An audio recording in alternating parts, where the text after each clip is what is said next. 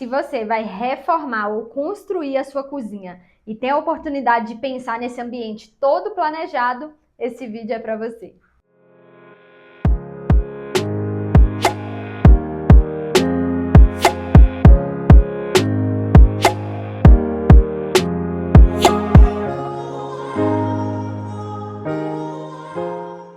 Oi, eu sou a Thaisa Tosati, sou psicoarquiteta, sejam bem-vindos de volta ao nosso canal.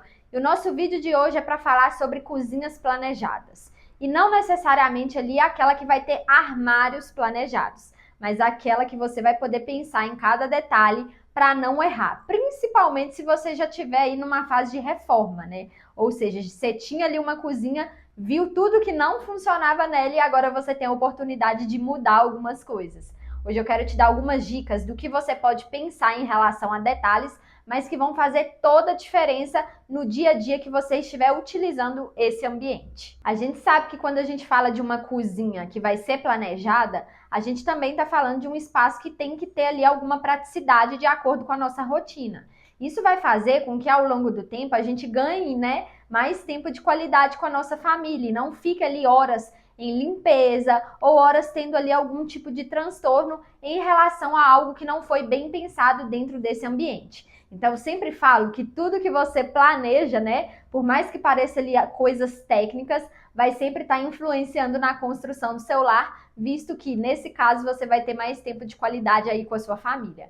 Inclusive, se você gosta de conteúdos de arquitetura, decoração, organização da sua casa, já te convido a curtir esse vídeo e se inscrever no nosso canal, ativar as notificações, porque toda semana tem vídeos novos por aqui, com soluções de arquitetura, decoração, organização, tudo isso para que a sua casa consiga se transformar em uma verdadeira atmosfera de lar.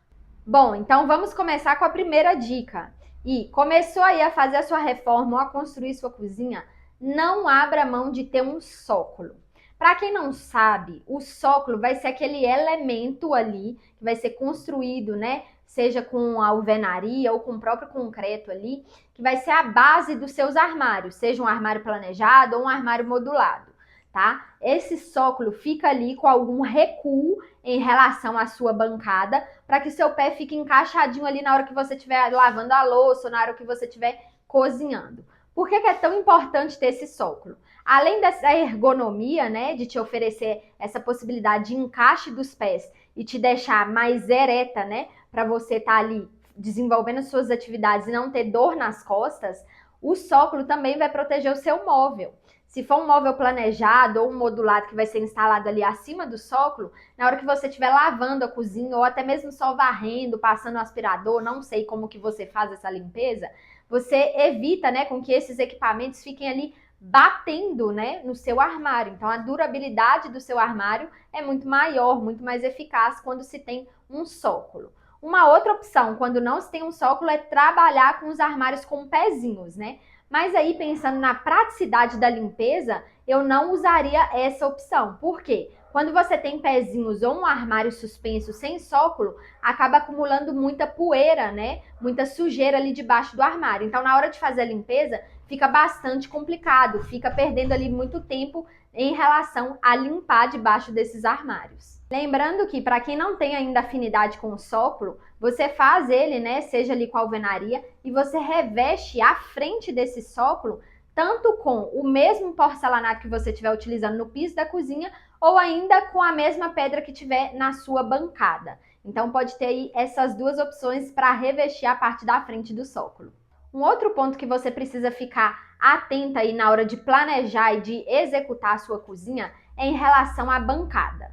É lógico que você já vai ter ali definido qual a pedra que você vai utilizar, e aí são dois pontos principais. O primeiro deles, fazer a separação entre bancada seca e bancada molhada. Quando a gente faz essa separação, a gente está falando de ter ali um rebaixamento na bancada molhada, né? Onde vai ficar ali a cuba. Então, você faz esse rebaixamento para você criar um limite ali para a água que vem ali a respingar ao redor da bancada, ao redor da cuba, sabe? Então, é importantíssimo ter esse rebaixamento, até mesmo quando você estiver lavando a louça, para que a água não venha ficar escorrendo ali na sua roupa e até mesmo nos armários, sabe? Então tem gente que faz a bancada ali reta, sem ter esse rebaixamento, e acaba se frustrando depois no dia a dia, porque vê que aquilo não funciona. Eu não indico de forma alguma. E um segundo ponto em relação à bancada é criar ali uma espécie de pingadeira na sua bancada. Por quê? Isso vai ser necessário para que quando você estiver ali lavando a bancada, né, ou tá ali servindo um copo de água, a água escorreu ali na bancada, ela não escorra diretamente no seu móvel, seja planejado, seja modulado. Não importa aqui, né, esse detalhe em questão, porque vai acabar molhando o que tiver ali debaixo. E a gente sabe que quando a gente fala de armário, é um investimento mais alto, né? Então, quando a gente faz ali de MDF, por exemplo, vai ser um armário que, se vier a molhar, vai começar a inchar com o tempo, né? E aí você acaba perdendo o armário que foi ali com um custo provavelmente bem elevado. Então é necessário fazer essa pingadeira que vai funcionar igual pingadeira mesmo de telhado, sabe? De estrutural mesmo. Que vai evitar ali com que a água, né, caia direto ali no seu MDF, no seu armário. O que você precisa fazer é ficar atenta na dimensão, né, da bancada e no recuo que você vai ter em relação ao seu armário.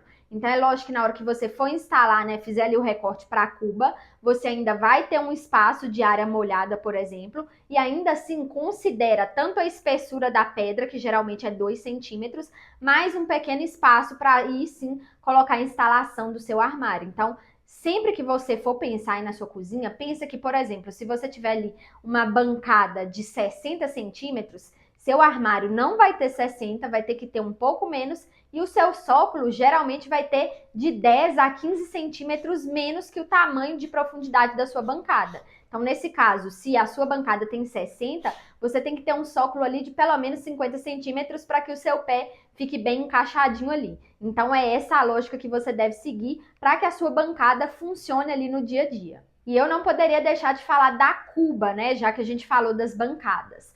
Uma coisa que você pode pensar em relação à cuba, principalmente se você estiver fazendo reforma, é no tipo de cuba que você vai instalar na bancada da sua cozinha. Atualmente no mercado existem aí algumas variações, principalmente as cubas de embutir e também as cubas de sobrepor. E qual que é a grande diferença delas? Espera que eu vou até te mostrar, conseguir tentar demonstrar aí para você. Bom, imagina que aqui está a sua bancada e aí você precisa instalar a cuba. No caso das cubas de embutir, imagina que isso seja a cuba. Você vai embutir a cuba, né? Ou seja, a bancada vai ter um corte ali que vai ser um pouco maior do que o vão ali da cuba para que ela fique assim embutida. Qual que é a grande vantagem das cubas de embutir para a cozinha? É que na hora que você for puxar a água para fazer limpeza, você puxa aqui, ó, de cima da bancada e cai direto na cuba. Não tem nenhum empecilho. A desvantagem é que, dependendo da marmoraria que você contrata, né, da mão de obra, pode ser que essa bancada, né, essa pedra fique muito além aqui do limite da cuba. Então, pode ser que isso daqui, ó, vai acumulando sujeira ao redor ali da cuba, porque a bancada tá maior e tá criando ali um vão que vai acabar acumulando sujeira. Então, tem que ter uma mão de obra bem qualificada para fazer esse recorte. Outro tipo de cuba que a gente tem é a cuba de sobrepor. Isso significa que ela vai ficar sobreposta à pedra da sua bancada, ou seja, a cuba vem ali com um detalhe, né, nas extremidades para que essa cuba seja instalada em cima da bancada. Qual que é a grande desvantagem disso? Imagina que ela passa ali, vamos supor que uns 2 milímetros, né? Parece muito pouco, mas já cria ali uma barreira, ou seja, na hora de você puxar a água da bancada, não dá, porque a água não vai passar, porque a cuba tá aqui com um ressalto, né? Então, para fazer a limpeza, eu não gosto desse tipo de cuba. Porém, se a sua mão de obra da marmoraria não for tão qualificada, talvez essa seja a melhor opção, porque a cuba sendo instalada depois da bancada, em cima da bancada, acaba escondendo, né, alguns acabamentos que não foram feitos ali de forma tão boa e tão qualificada, sabe? Então essa é a vantagem, mas eu não gosto. Uma outra opção de cuba que a gente tem agora é a cuba com o sistema flush. O que significa isso? O sistema flush é um tipo de cuba que vai ser instalado rente à sua bancada. sabe? Então a estética fica bem bonita, porque ela fica bem rente à bancada. E como que isso é possível, né? Você faz um desgaste na pedra, né? Então a marmoraria vai desgastar um pouco aqui da pedra para que fique ali o tamanho exato de só vir a cuba aqui e encaixar. Então tem que ter também uma mão de obra bem qualificada para fazer esse desgaste. E aí a cuba fica encaixada nesse desgaste da pedra, né? Nesse ressalto que foi criado ali na pedra. E aí ela fica bem rente. Uma outra forma de fazer isso é adquirindo os filetes, né? Da própria cuba ali, que são vendidos separadamente. Esse tipo de cuba é uma cuba da Tramontina, tá? É um sistema aí novo no mercado, mas que é bastante eficaz pensando na praticidade. E aí, uma outra forma é adquirir também, né, junto à Tramontina, esses filetes, né, que são separados e vão ser encaixados na pedra. E aí é como se criasse ali uma base para que a cuba venha e fique aqui bem apoiada nessa base, nesses filetes, sabe?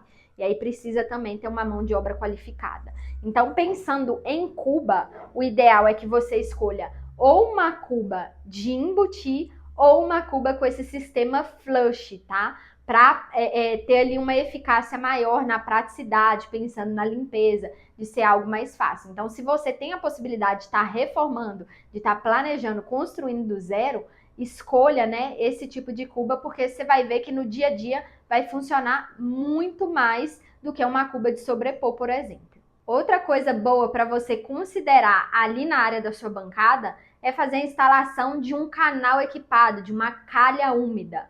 O que significa isso? É apenas ali um reservatório que substitui ali o escorredor de louças convencional. Então você vai escorrer as louças ali de forma embutida na bancada. Então é feito ali em inox, né? E você acha ele tanto linear, retangular assim, de comprido, como também quadrado. E aí o que você precisa ficar atenta? Se você escolher esse que vai ser instalado ali de comprido, né? Que ele é mais ali comprido e fica instalado geralmente atrás da sua cuba, você precisa pensar em uma bancada mais profunda. Então, uma bancada de 60 centímetros não vai ser mais suficiente. Você precisa ir de uma bancada de 80, por exemplo, tá? E até mesmo 90, dependendo do tamanho da cuba que você escolher. Mas esse canal equipado geralmente tem 18 centímetros aí de largura. Então, você precisa considerar essa medida a mais na sua bancada. E aí você pode fazer a instalação dele. As divisórias da calha úmida são compradas separadamente, então tem divisórias para pratos, para talheres, divisórias para copos e até mesmo a possibilidade de você colocar alguma hortinha, né? Então, se você gosta ali de trabalhar com cebolinha, salsinha, esses temperos mais frescos, o canal equipado pode ser ali um suporte, né, para você estar deixando essas hortinhas ali também. É uma opção, eu gosto bastante porque deixa tudo mais prático e também mais seguro, além de otimizar espaço. Então, se a cozinha for um pouco mais compacta, vale a pena estudar a possibilidade de colocar uma calha úmida para não ter ali aquele espaço do escorredor de louças convencional que tomaria mais espaço da sua bancada. Então, ter tudo ali embutido é uma boa opção nesse caso. Além do mais, fica mais seguro, né? Porque a calha fica ali encostada em uma parede. Então não tem risco ali de encostar e quebrar um copo, cair, alguma coisa desse tipo, sabe? A tubulação, né? A água escorre ali e sai no sifão como se fosse uma cuba mesmo. E aí você faz apenas uma infraestrutura hidráulica ali, tanto para a cuba como também para o canal equipado. Tem a opção também do canal equipado quadrado. Então, se você já tem aí a sua bancada de 60 centímetros, não tem como aumentar, não quer fazer outra bancada, você pode fazer agora um recorte na lateral da cuba, né? E instalar essa calha úmida quadrada. Uma outra opção ainda é que se você tiver essa bancada que é de 60 centímetros e ainda assim prefere ter a calha úmida retangular, você pode trocar o tipo de cuba que você tem. Por quê? Os 60 centímetros vão estar ali com esse canal equipado, tomando mais espaço, e aí você provavelmente não vai conseguir colocar ali uma cuba convencional, seja de embutir, de sobrepor ou semi-flush. E aí o que você pode fazer é trabalhar com a cuba Farm Sink, que é uma cuba parecida com aquela cuba de semi-encaixe do banheiro, sabe? E aí ela fica um pouco para fora da bancada. Ou seja, você na hora de lavar a louça vai encostar direto na cuba, porque a parte da frente dela e uma parte da lateral dessa cuba fica para fora da bancada. Então você ganha mais espaço de bancada, digamos assim, para fazer a instalação desse canal equipado atrás dessa cuba. Já que eu falei de cuba e de calha úmida, eu não poderia deixar de falar das torneiras, misturadores ou monocomandos aí da cozinha. Uma coisa boa para quem tem cozinha pequena é pensar na instalação de uma torneira, de um misturador ou de um monocomando que já vem ali com um filtro, né, acoplado. Por quê? Aí você não precisa se preocupar em estar estudando um espaço para colocar um purificador, até mesmo um filtro convencional, porque a gente sabe que toma espaço, né? Acaba tomando espaço. E aí você tem a opção de colocar aí com o filtro. Inclusive, tem até torneiras hoje no mercado que já fornecem água com gás, só para você ter ideia. Então, assim, é algo que o mercado vem investindo, mas logo também é algo que tem um investimento mais alto. Então, é preciso pôr aí na balança o que faz mais sentido para você. Para além disso, você pode também investir em um tipo de torneira ou de monocomando que vem com aquela mangueira extensível. Sabe aquele tipo de torneira que vem ali com a mangueira que você consegue desencaixar? Aquilo ajuda muito, gente, a estar limpando todos os lados da cuba, a estar realmente limpando o canal equipado, porque a gente sabe, né, que vai estar escorrendo água ali da louça, então acaba juntando um limousine, então tem que limpar, tem que dar uma lavada. Então, essa mangueira flexível ajuda muito, né? Até mesmo a jogar aguinha nas plantinhas na horta, se você deixar ali. Então, ajuda muito. Se a sua torneira não tiver, né, se você não gostou de algum design que tenha essa mangueira flexível, você tem a opção também de adquirir essa mangueira separadamente. E aí você faz a instalação dessa mangueira ao lado da sua torneira mesmo. E aí é a mesma coisa, tá? Ela vai sair ali como ponto de água, só que ela fica separada da torneira. Também é uma opção a se pensar, justamente imaginando a logística de limpeza ali, né, na hora que estiver lavando a louça. Inclusive, o próximo item que eu vou falar é justamente da lava-louças. A gente sabe que atualmente ela vem ganhando cada dia mais o coração, né, das pessoas, das famílias, pela praticidade da lava-louça, né? Existem modelos aí de diversos tamanhos, né, com diversos números de serviços, e muitas delas vão ficar ali instaladas bem debaixo da sua bancada. Então é preciso que você já preveja isso, né, na estrutura, no seu ambiente da cozinha, porque quando elas são instaladas ali, elas ficam direto no piso.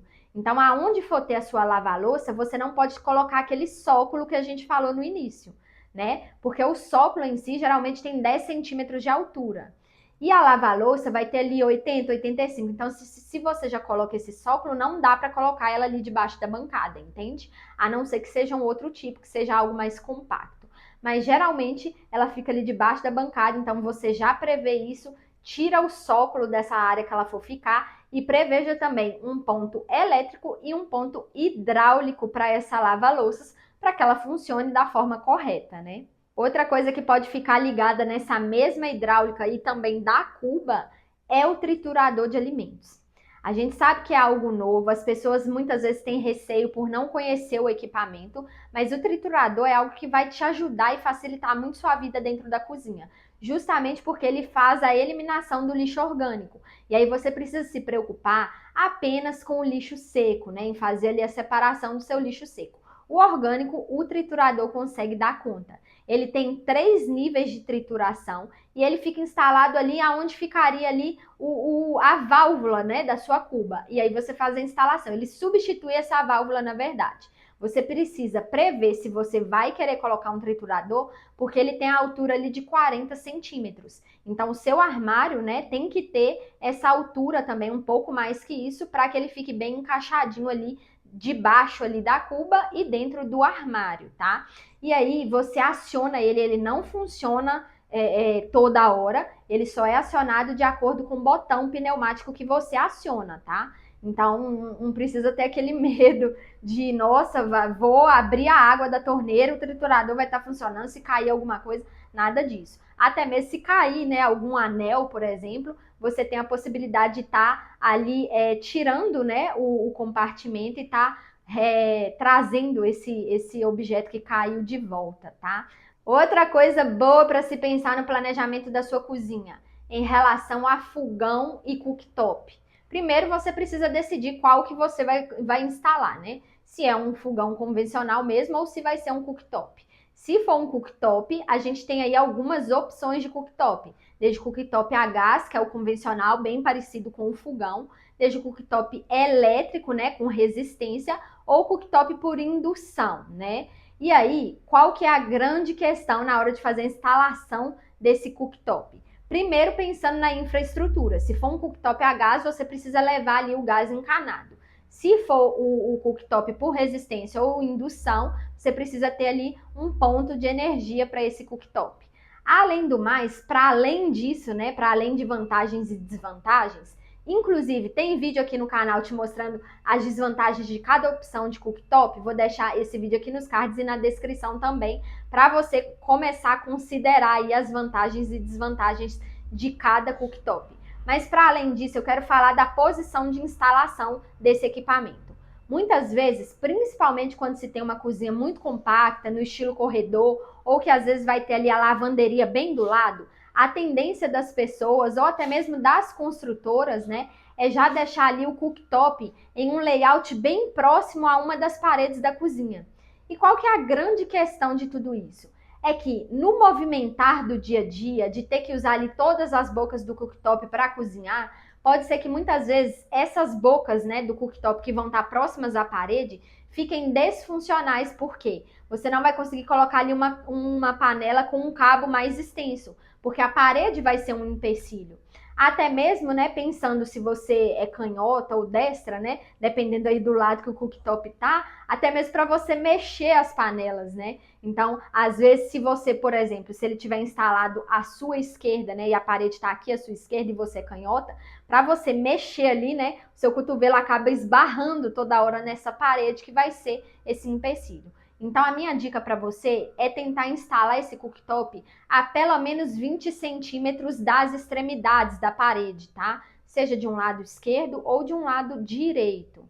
Então, você faz esse ressalto de 20 centímetros para que o dia a dia de cozinhar, né, nesse cooktop seja mais prático e seja funcional. Você não perca ali nenhuma das bocas desse cooktop.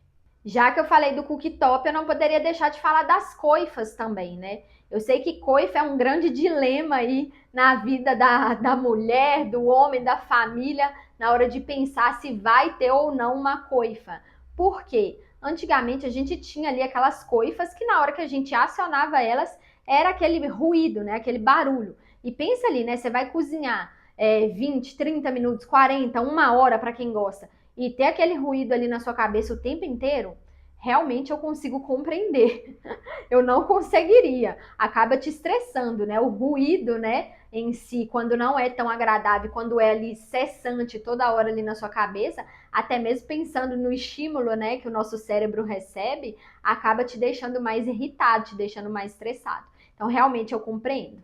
Por isso, pensando nisso, né, as marcas começaram a desenvolver coifas que são silenciosas. O que significa isso? Significa que vai ter opção aí de ter a coifa onde você instala o motor dela separadamente. E aí tem duas categorias. A primeira delas é onde você instala um motor a pelo menos 6, 12 metros de distância da posição da coifa. Então você pode colocar a instalação desse motor em um outro cômodo, numa lavanderia, se você tiver esse espaço separado, numa área de serviço, na garagem, né, se for o caso. Você faz a instalação dela em um outro cômodo que seja coberto, tá? E aí o ruído fica para esse outro cômodo, né? Não vai te incomodar na hora que você estiver ali cozinhando.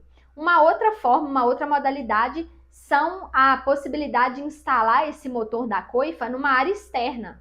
Então pode até funcionar até mesmo se você mora em apartamento. Mas lembrando que você tem que consultar aí as regras do seu condomínio, né? Porque como vai ficar numa área externa, pode ser que venha ali a comprometer o visual da fachada. E aí pode ser que não seja permitido, tá? Mas a opção de instalar ela a 6 metros de distância, a 12 metros de distância, pode ser uma opção para quem mora em apartamento, tá? Então, ou seja, você ganha ali uma coifa que vai ter toda a funcionalidade de sugar ali o odor dos alimentos, da comida e também a gordura, né, levando para fora da sua casa, para fora da sua cozinha e sem ter ali aquele ruído que realmente incomodaria. Uma outra coisa a respeito das coifas é que atualmente também existem as coifas aí, outras modalidades, né? Além dessas que a gente já conhece, seja uma coifa de parede, uma coifa de embutir no armário ou uma coifa de ilha. Você também vai ter aí as coifas de bancada, que são instaladas ali diretamente na bancada, né? E aí a infraestrutura, né, de levar esse motor é feita pelo piso, ou ainda você tem a opção hoje de cooktop que já vem com a coifa integrada. Ou seja, o design do cooktop tem ali a coifa bem no meio. E aí tem vantagens e desvantagens também, né? Mas o legal é que a infraestrutura desse tipo de cooktop já fica ali 2 em 1, né? Um cooktop com coifa, sem precisar adquirir 2 equipamentos separados. Você ganha ali aquele visual mais limpo, sem ter uma coifa ali bem em cima do cooktop. Então, se for um ambiente integrado e isso te incomodar, pode ser uma boa opção. E novamente falando, a infraestrutura é feita pelo piso. E tanto você pode levar o motor, né, para fora do ambiente, ou ainda você pode funcionar com esse cooktop com coifa no modo depurador. Aí você precisa fazer a instalação da grelhinha, né, do depurador ali na parte do sócolo ali do armário da ilha, se for o caso. Se você quiser saber tudo sobre coifas, também tem vídeo no canal que te mostra as desvantagens, vantagens, como cada uma funciona. Vou deixar esse vídeo aqui nos cards e também na descrição. Por fim, mas não menos importante, uma coisa que quase ninguém pensa é em relação à posição da geladeira. Quando você tem aí uma cozinha que você vai colocar toda a área de serviço em uma parede só, a tendência é que a gente coloque ali a geladeira em uma das extremidades, justamente por ser um eletro ali mais robusto, né, em relação aos demais equipamentos da cozinha.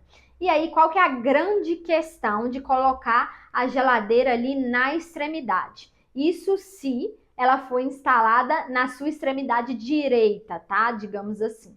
A grande questão é que quando você abre a geladeira, repara que você precisa abrir ela um pouco mais que 180, né? Um pouco mais que, na verdade, 180 não, né? Um pouco mais que 90 graus, né? Para que ela consiga abrir de forma eficaz aquelas gavetas que geralmente a gente coloca frutas e legumes, né? Então, se você abre a geladeira bem rente, assim, a porta bem rente ao equipamento da geladeira, pode ser que você não consiga abrir essas gavetas de forma tão eficaz. Então, é por isso que elas precisam ter essa abertura um pouco maior, né?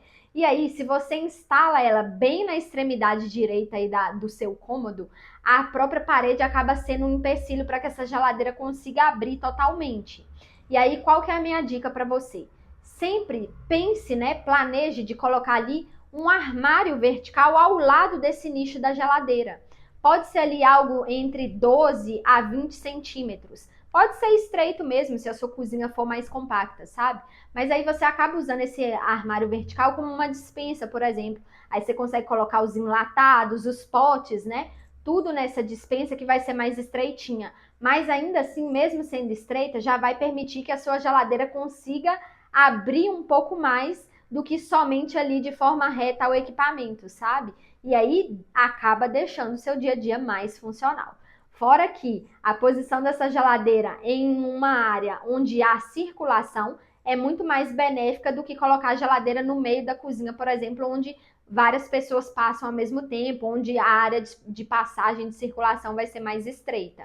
Então, fica atenta na hora de posicionar essa geladeira. É lógico que a gente sempre tem ali um layout, né, que funciona bem dentro das cozinhas, que é o famoso triângulo, né, ou ainda de forma linear, mas a ordem é sempre colocar, né, geladeira, cuba e cooktop, ou geladeira, cuba e cooktop, ou a geladeira aqui, a cuba aqui, o cooktop na ilha. Por quê? Na verdade, é a forma como a gente funciona dentro da cozinha, né? Pegamos ali um alimento dentro da geladeira, higienizamos, né, com água e depois cozinhamos ele no cooktop. Por isso, essa ordem de funcionalidade, né, dentro da cozinha. Você pode se atentar a isso na hora de ir posicionando os equipamentos. Depois de conhecer essas dicas aí principais para dentro da sua cozinha, deixa aqui nos comentários se você ainda tem alguma dúvida em relação a esse ambiente. Deixa aqui que eu vou comentar, que eu vou responder todos vocês. E já que falamos de cozinhas, já vou deixar essas outras duas sugestões de vídeo que eu tenho certeza que também podem te ajudar.